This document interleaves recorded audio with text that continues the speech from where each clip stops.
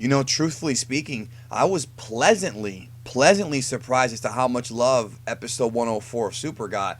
I was kind of worried that it was going to be just a throwaway episode and that Dragon Ball fans wouldn't really care because it was Roshi and he's not really that strong. But not only was it a great episode, it gave me a lot of feels after watching it a second time, but it got a lot of love. A lot of people were coming out saying they loved this episode. A couple folks were saying that it was their favorite so far in the arc. So that was cool. I mean, I'm very happy to see that for certain. Now, obviously, episode 105. Did I say 104 earlier? I meant to say 105. Obviously, 105 was focused on Roshi. On this video, we're going to go ahead and preview episode 106 of Super by going through the next episode preview and, giving my thoughts and whatnot. But this upcoming episode, episode 106, is not like 105 in the sense of I don't see it being a character-centric episode. We've seen episodes recently like the episode that focused on Hit Dispo, Gohan's episode recently, the Roshi one, Kale, Caulifla, where they focused on specific characters. I don't think that's going to be the case here, even though there is a focus in episode 106, and that is on a character that we currently don't even know who it is, and that's going to be the interesting thing. So I expect episode 106 to be very, very different from the past few weeks, which I think is a good thing. So let's go ahead. I'm going to go in here and break it down with you guys, and of course, feel free to leave comments about what you think as we preview episode 106 of Super. Hey, it's me, Goku. First of all, that face that Gohan's making right there, bro, he looks like that big fat guy from the Sword in the Stone right there with the face he's making. He's the Christian Bale, bro. Why does Gohan look like Christian Bale there, dude?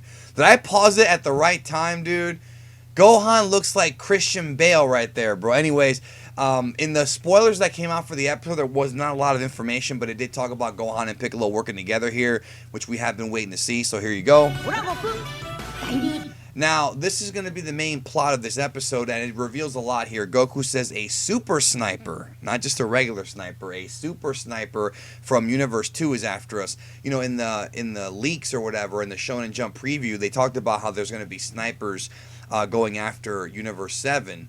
And that's interesting that we're seeing like snipers. So these dudes are like hiding behind rocks and like shooting beams and whatnot, trying to get these guys from long distance. There are going to be long distance attacks. But I know a lot of folks, including myself, we were wondering who the snipers are, and a lot of us thought it was going to be the Universe 4 bugs. The ones that were revealed recently, the two little bugs from Universe 4. But no, Goku straight up said it's from Universe 2. So Universe 2 is back into the mix here. Let's go ahead and look at Shadow Raiko's breakdown of Universe 2. So we're going to go into it more here, but I know that Pran and Harmira are in this episode. But which one of these guys is Sniper? Well, it's interesting because I wanted to point something out to you guys.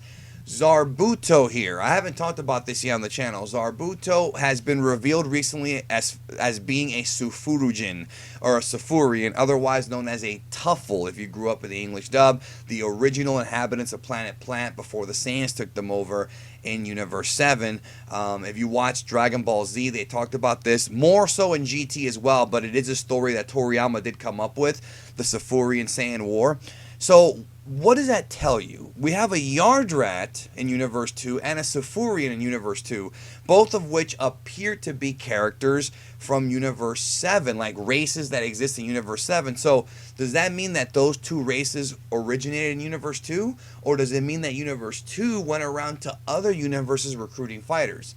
I think that's going to be a plot point that we're going to be visiting later on in this arc, because I wonder how that's going to go. You know what I mean? I wonder what's really going on here. There's a big mystery involving Universe 2. So could Zarbuto be the sniper? As of right now, I don't know who the sniper is, but we're going to go through here and we'll talk about it. That eye right there belonged to Pran, I'm pretty sure, based on the skin color. Also, this Rabonra guy with the gem in his forehead, I wonder if that has anything to do with it. I don't think the sniper is going to be the Yardrat, even though the instantaneous movement move would be useful, or Rosie or Ribrianna. I think they've already had their shine. We'll see them again, just not in this episode. It's got to be one of these guys over here. Let me get, and there, by the way, that's a healthy team, yo. That is a healthy team. 1, 2, 3, 4, 5, 6, 7, 8 guys left. So let's keep going here. Here's Roshi resting from the incredible battle he had last episode. And there we see some interesting balls. Now here we have Dr. Rota, which we did in the leaked Weekly Shonen Jump information. We know that Gohan and Piccolo do fight Dr. Rota. Let me go over to the chart here from Shadow Raiko. Dr. Rota is this dude right over here from Universe 6. So he's going to be involved. It looks like here that he's either tackling him or he's moving him out of the way of something. Of course, that big guy is Pran. There's the shot right there. It's almost like a reverse shot. And so these little balls right here, okay, Goku says sniper fires coming even in cover. So I don't know if he's playing Call of Duty or what here, but it's interesting because see these little balls? I think, I'm going to predict, my prediction is that the sniper is going to use these balls. So you see the beams bouncing off of things, off of these balls. I think the way it's going to work is rather than him moving around and targeting people, he's going to use the balls to deflect energy so that way he's harder to spot. I am going to predict that it's going to be the way he does it. I don't think that the sniper is going to be a traditional sniper where he's just sniping people. I don't think that's the case right here. Now I like the scene here of Goku picking up the rock with his big eyes, but look at Vegeta. Is it just me, or does Vegeta's head look really, really big? I mean, he's got like I don't know if he turned on big head mode in NBA Jam or what, but he's got a massive head here. Goku and Vegeta are here fighting in their base forms. Gohan and Piccolo are fighting, and Tenshinhan, Tien.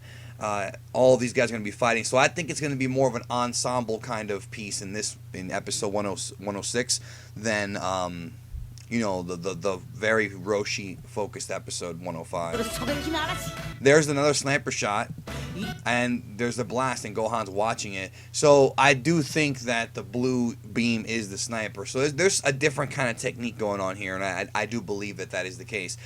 He says here we can't tell at all where he's targeting us from. So those balls are going to be a good way to deflect things. Because I think the dude is going to have a way to create these sniper key blasts without actually using traditional energy, so it makes it hard to trace where it's from. So either they're going to figure out a way to like focus and figure out where the dude's from, or they're going to have to just find him straight up.